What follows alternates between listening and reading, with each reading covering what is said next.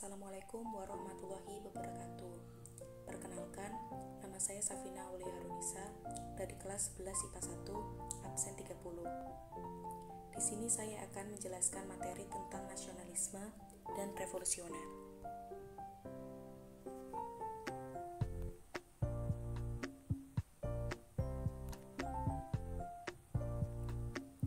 Topik yang akan saya bahas meliputi definisi dan sejarah dari masing-masing materi, yaitu nasionalisme dan revolusioner. Pertama-tama, saya akan membahas materi tentang nasionalisme.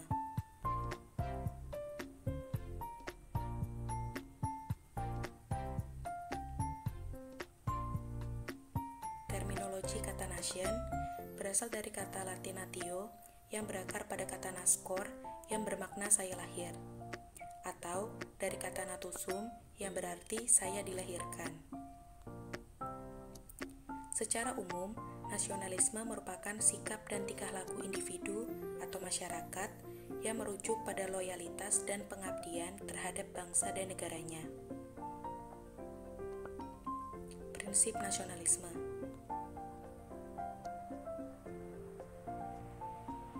Yang pertama, kesatuan atau unity.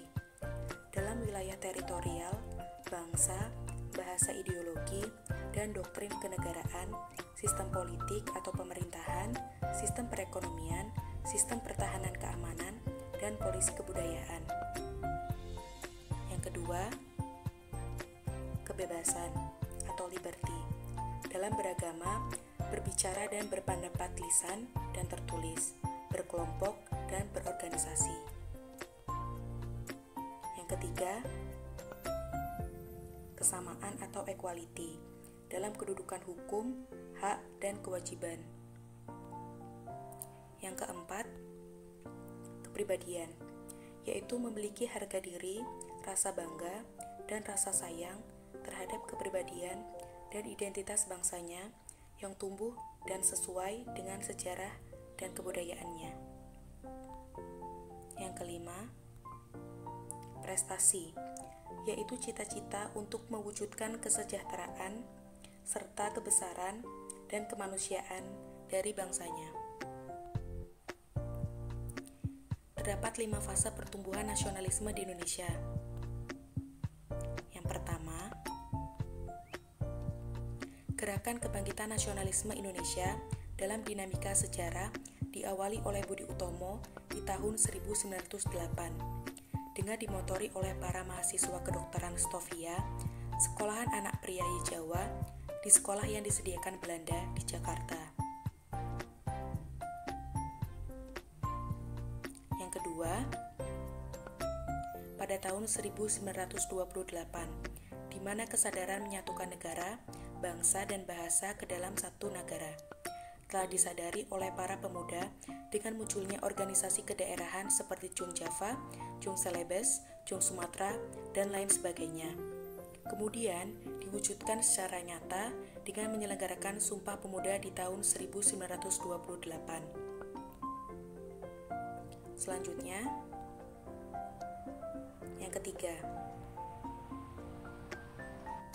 peranan nyata para pemuda pada masa revolusi fisik kemerdekaan nampak ketika mereka menyandra Soekarno-Hatta ke Rengas Dengklok agar segera memproklamasikan kemerdekaan Indonesia.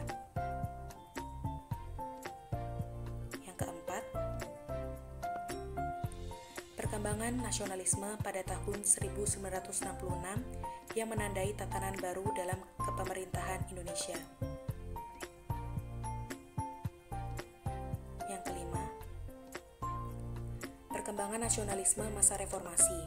Nasionalisme tidak selesai sebatas masa pemerintahan Soeharto, melainkan terus bergulir ketika reformasi menjadi sumber inspirasi perjuangan bangsa, meskipun melalui perjalanan sejarah yang cukup panjang. Lalu yang kedua yaitu materi tentang revolusioner.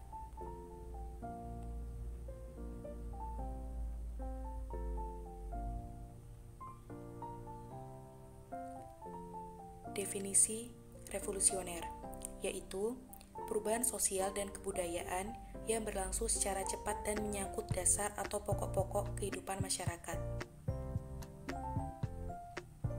Contoh revolusioner.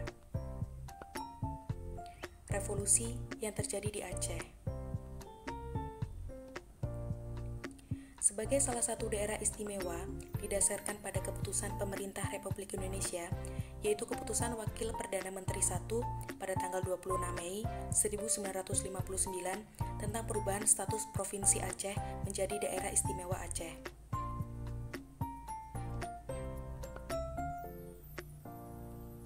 Berdasarkan keputusan tersebut, Provinsi Daerah Istimewa Aceh memiliki 3 keistimewaan yang diakui oleh undang-undang, yaitu di bidang agama, pendidikan, dan adat istiadat. Sebagai kesimpulan akhir, dapat ditegaskan bahwa semangat nasionalisme dalam negara kebangsaan dijiwai oleh 5 prinsip nasionalisme. Selain itu, revolusioner juga sangat berkaitan dengan berkembangnya sifat nasionalisme yang ada di Indonesia. Segala bentuk revolusioner yang ada di Indonesia merujuk pada sifat nasionalisme. Terima kasih atas perhatiannya. Wassalamualaikum warahmatullahi wabarakatuh.